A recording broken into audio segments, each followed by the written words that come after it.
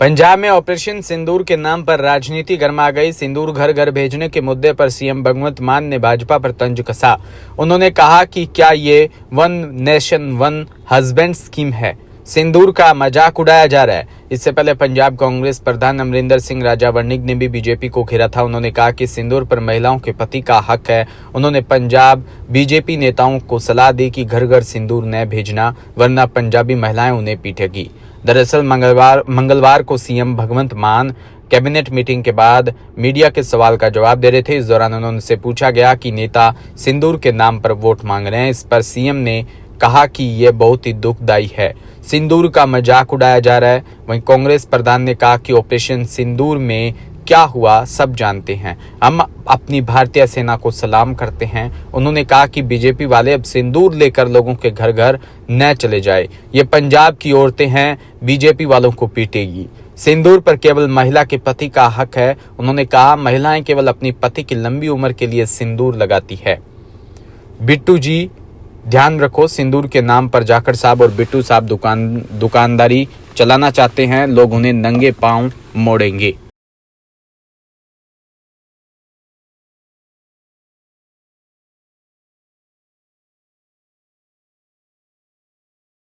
भीलवाड़ा से खबर, जहां जिला कलेक्टर संधू ने वंदे गंगा जल संरक्षण जल अभियान के तहत आयोजित होने वाले कार्यक्रमों की तैयारियों के लिए अधिकारियों को निर्देश दिए। जिला कलेक्टर जसमीत सिंह संधू ने मंगलवार को कलेक्ट्रेट सभागार में अधिकारियों की बैठक ली। बैठक में जिला कलेक्टर ने बिजली, पानी, सड़क व चिकित्सा सहित अन्य विभाग के कार्यों की भी समीक्षा की।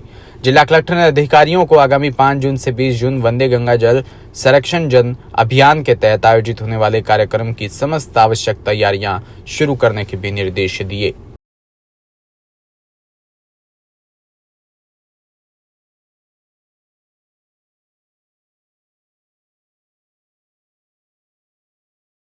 सूरतगढ़ से खबर, जहां श्री गंगानगर में कृषि मंत्री किरोड़ी लाल मीणा ने मारी रेड। राजस्थान में 13 फर्मों ने अमानक और उर्वरक बाजार में बेच दिया। वहीं किसानों के खेतों में खप गया। कृषि निदेशालय ने उन फर्मों के खिलाफ जांच करवाकर लाइसेंस निरस्त करने की कार्रवाई में 2 साल लगा दिए।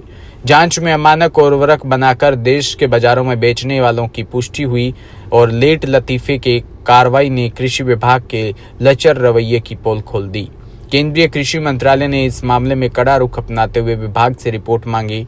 पिछले 1-2 साल के भीतर कृषि विभाग ने राज्य के कुबेर, फर्टिकेम रिंगस जयपुर और Krista crop science private limited, India biotech and chemicals Shri Ganganagar, Harrison Rasayan private limited Jaipur और Montexo agritech solutions private limited Shri Ganganagar, Indian potash limited Jaipur और Jaipur bio fertilizers, Ujjwala chemical and fertilizers Hanumangarh, GS crop science Shri Ganganagar, royal chemicals and fertilizers Sikar, new chem agro private limited Jaipur, Sadhana phosphate and chemicals limited Udaipur और Maclodius crop protection and chemical Jaipur में बनाए जा रहे उर्वरक के नमूने लिए थे। इनकी जांच विभाग की विभिन्न क्वालिटी कंट्रोल लैब में की गई। सभी फर्मों में उर्वरक की गुणवत्ता वाले सक्रिय तत्व शून्य पाए गए। विभाग ने 4 अप्रैल 2025 को इन फर्मों के उर्वरक उत्पादन व बिक्री लाइसेंस निरस्त करने की कार्रवाई की, लेकिन इनकी फैक्ट्री को सीज नहीं किया गया।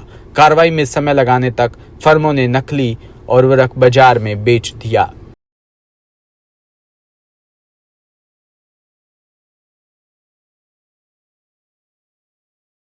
बता दीजिए। हाँ। आपने इधर छापा मारा, वहाँ पे ये भी सामने आया कि जो पुरानी थैलियाँ थी, एक्सपायरी बीज था, उसको नई थैलियों में डाला जा रहा था। हाँ, वो इससे पहले जो शक्ति, क्या नाम था उसका, फर्म का, जिसमें कॉटन का टाइम निकल गया, सीड का, उनको थैलियों से काट काट के बोरियों में भरा जा रहा था। वो पैकिंग हम हमारी आंखों से देख के आए और उसका वीडियो भी लाए।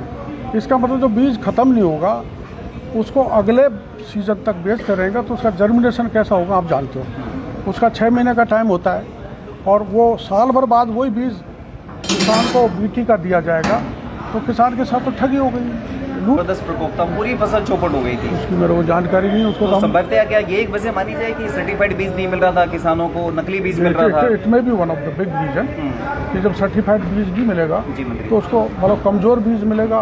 मैं कमज़ोर, आप कमज़ोर, तो बीमारी जल्दी पकड़ेंगी। तो सर्टिफाइड, प्रॉपर्ली सर्टिफाइड बीज नहीं मिला, इसलिए वो सूंडी लग गई होगी। आप बताओ। बोलते हैं न्यूक्लियर सीड से ब्रीडर सीड के बाद में फाउंडेशन से प्रमाणित बीज बनता है। ये एक निश्चित प्रक्रिया है। इस प्रक्रिया को नहीं अपनाया गया। हाँ। जी। और इसमें न्यूनतम समय कितना लगता है? न्यूनतम समय तो वैज्ञानिक बीज तैयार करता है, उसमें हो सकता है 10 साल लग जाए, 5 लग जाए, 2 लग जाए। वैज्ञानिक बीज तैयार करता है। वैज्ञानिक बीज तैयार करने के बाद में अधिसूचित होती है किस्म अधिसूचित होने के बाद में उस बीज को हम सीड आगे चैन में आगे बढ़ाते हैं, तो उसका फिर फाउंडेशन बीज तैयार होता है। फाउंडेशन से फिर सर्टिफाइड सीड होता है। रायबरेली से खबर, जहां भारतीय सेना के सम्मान में खीरो कस्बे में निकाली गई विशाल तिरंगा यात्रा। रायबरेली जनपद के खीरो ब्लॉक में विधानसभा क्षेत्र हरचंदपुर के निवर्तमान विधायक राकेश प्रताप सिंह के नेतृत्व में भारत शौर्य तिरंगा यात्रा का भव्य आयोजन किया। तिरंगा यात्रा से पूर्व ब्लॉक मुख्यालय परिसर में आयोजित सम्मान समारोह में पूर्व विधायक राकेश प्रताप सिंह ने पूर्व सैनिकों को पुष्प माल और अंगवस्त्र भेंट कर उन्हें सम्मानित किया। यह तिरंगा यात्रा ब्लॉक मुख्यालय से चलकर मुख्य चौराहे पर जैसे ही पहुंची, सैकड़ों की संख्या में इंतजार कर रहे स्थानीय लोगों ने निवर्तमान विधायक राकेश प्रताप सिंह और यात्रा में शामिल कार्यकर्ता पदाधिकारियों के ऊपर लोगों ने खूब पुष्प वर्षा की।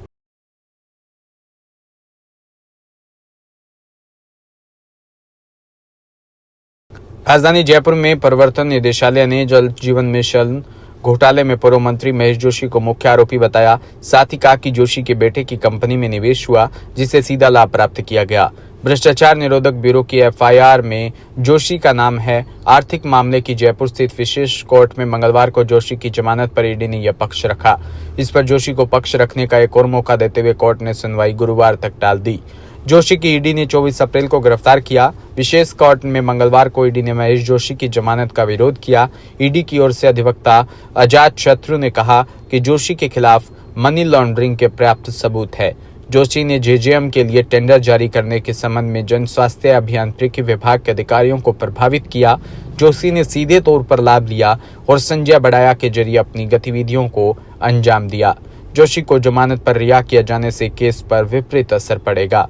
इससे पहले सप्ताह जोशी की ओर से वरिष्ठ अधिवक्ता वीआर बाजवा ने कहा कि एफआईआर में महेश जोशी का नाम तक नहीं था, जिसे लेन देन को लेकर ईडी ने मामला दर्ज किया। वो बेटे की कंपनी में लोन के रूप में आए और उससे लौटाया जा चुका है। ईडी के आरोप का दस्तावेज के आधार पर जवाब दे दिया, लेकिन राजनीतिक द्वेष के कारण फंसाया जा रहा है।